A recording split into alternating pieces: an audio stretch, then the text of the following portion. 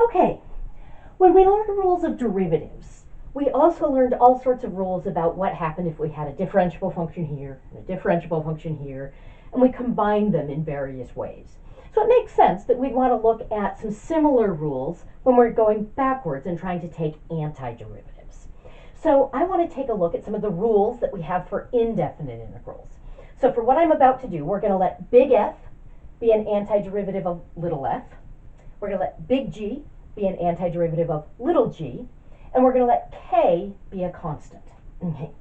So the first rule says that the integral of k times f of x dx. So if I have a function and I'm multiplying it by a constant, then what I can do is I can factor that constant out. And a very similar rule called the constant multiple rule for derivatives that basically said you can multiply by a constant and then take the derivative, or you can take the derivative first and then multiply by the constant. Well, this basically says the same thing except for taking an antiderivative. So I can multiply by the constant and then take the antiderivative, or the general antiderivative, or I can take the general antiderivative and then multiply by the constant. Okay. And so this would give me k times big F of x, and then plus an arbitrary constant here. So here, k was representing a specific constant. C is the arbitrary constant that I would add to things. And we call this rule, not surprisingly, the constant multiple rule. Okay. Let's just take a look at an example.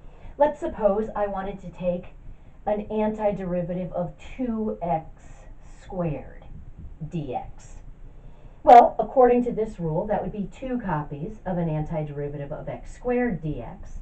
So that would be 2 copies of x cubed over 3 plus c, just using that power rule, that I raise the power by 1 and then divide by the new power. Okay, excellent. So, I think just to clear up some more space, I'm going to erase this. I think we can remember that k is a constant, and that we've named our antiderivatives with capital letters, and the functions they're antiderivatives of with lowercase letters. So we're also going to have our sum rule. That's going to say if I want to take the general antiderivative of f of x plus g of x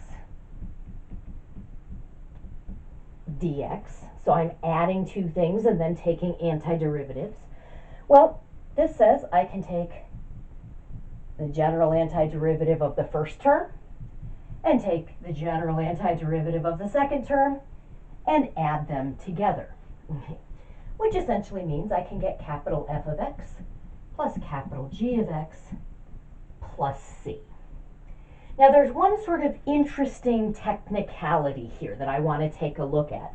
Let's just say I wanted to integrate 1 over x plus 2 times the square root of x dx.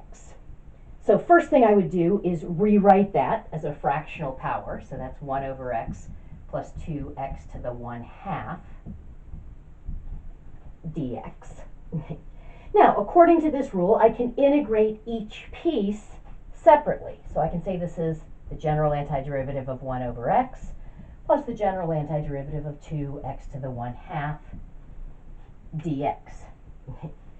Now when I do this, this piece we saw is going to give me the natural log of the absolute value of x plus a constant, which I'm just going to write as c1. This, I'm going to here use a combination of the power rule and the constant multiple rule. I'm going to get 2 copies of an antiderivative of x to the 1/2. So I'm going to raise the power by 1. That'll give me x to the 3/2. Dividing by that new power has me multiplying by 2/3. And when I integrate here, I'm going to get a constant of integration, which I'm going to call C2. Now, these guys are arbitrary constants, so I don't want to assume that the constant of integration I get here is the constant of integration that I get here. But usually what we'll do is, rather than saying, hey, I'm going to get an arbitrary constant plus another arbitrary constant, is we just combine them and say this is the natural log of the absolute value of x, plus if I multiply that out, that's 4/3 x to the 3/2 plus c. where that c would just be the sum, c1 plus c2. Take the arbitrary constants that you get, add them together. That's still just going to be an arbitrary constant, because c1 and c2 are allowed to be whatever we want. So let's say I wanted c to be 5, fine. Pick this to be 2, pick this to be 3. Or pick this to be 0 and pick this to be 5. I can get any constant that I want. Okay. So technically, with each indefinite integral that you do, you're getting a constant of integration. Conventionally, we'll usually just consolidate all of them. So it's totally fine if you want to skip this step right here and go right to this step. Say, here's an antiderivative of the first function. Here's an antiderivative of the second function. And here's the arbitrary constant that consolidates all of the constants of integration that I would get. Okay. If you prefer to write out multiple constants first, that's totally fine, but it's not necessary. And usually people will just take antiderivatives of each piece.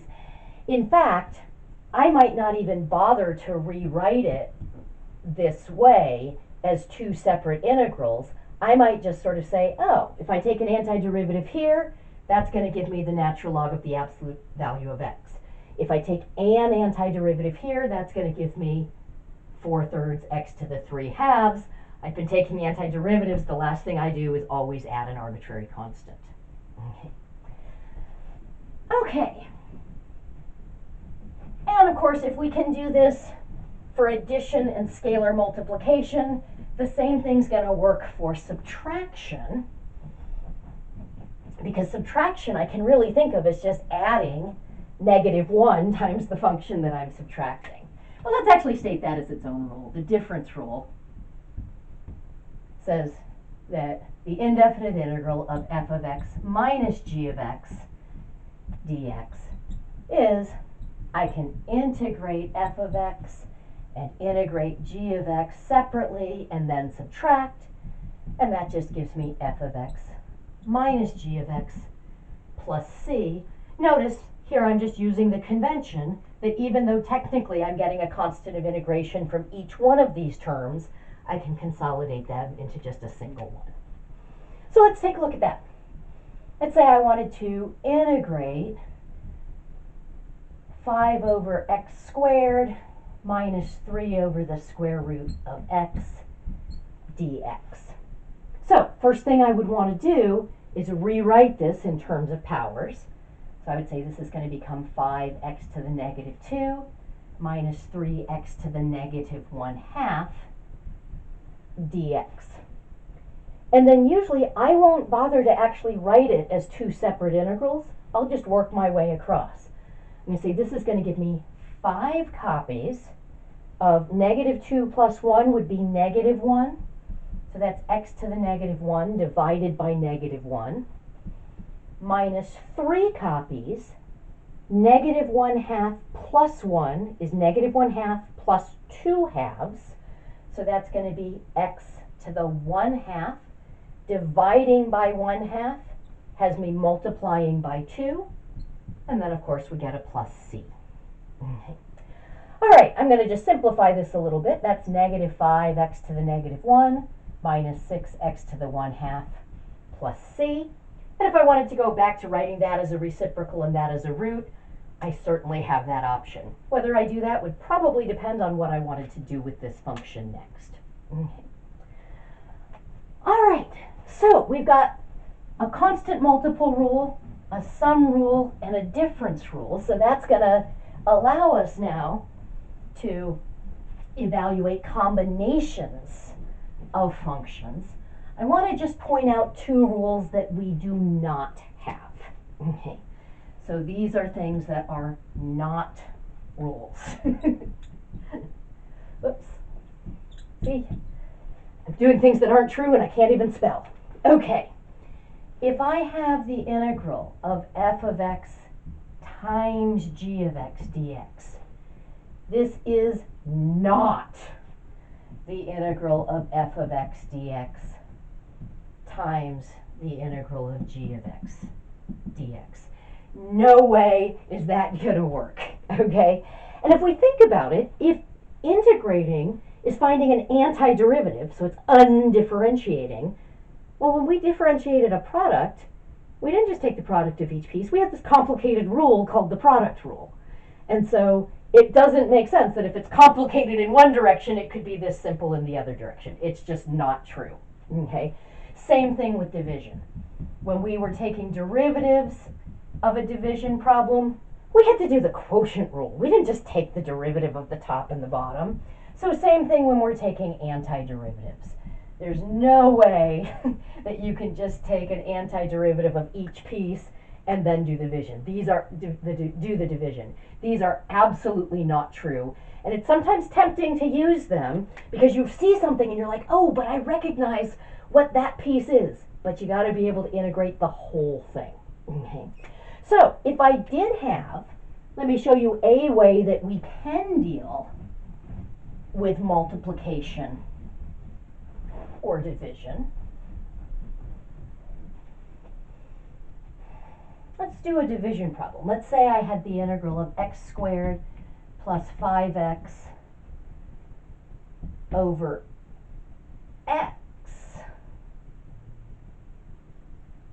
Yeah, we'll do this. Over x dx. Okay, so that's a division problem. I know I can't just integrate the top and integrate the bottom, but I also know that division distributes. So I can say this is x squared over x plus 5x over x dx. So that's going to be the integral of x plus 5 dx. Now this piece is a little interesting because we haven't talked about constants yet, but I'm going to show you two ways that we can do that piece. So I'm going to say this is x squared over 2. That's just using the power rule. Okay. Now if I think about 5, I'm saying I'm looking for a function whose derivative is 5. Well, if the derivative is constant, that means I have a linear function because the derivative was just the generalization of slope. Functions that have a constant derivative have a slope. Those would be lines. So I'd be looking at a line of slope 5. So I can just say that's going to be 5x plus c. Now that's a new rule that we hadn't looked at yet. Here's a way that I can look at it as a version of the old rule. If I have 5, that's 5 copies of x to the 0, because x to the 0 is just 1, right? So 5 times 1 just gives me 5. So I can think of this, I kind of prefer to think of it just geometrically. The derivative is 5, I'm getting a line of slope 5, so 5x plus a constant. Okay. But if I think of it using the power rule, 0 plus 1 would be x to the first, divided by 1. So essentially I'm saying integral of 5x to the 0 is 5x to the 0 plus 1 over 1 plus c, which is 5x plus c. So that is covered by the power rule, but I think it's easier to understand just as a geometric concept. If the derivative is constant, you're talking about a line where that's its slope. So you're just going to get that multiple of x.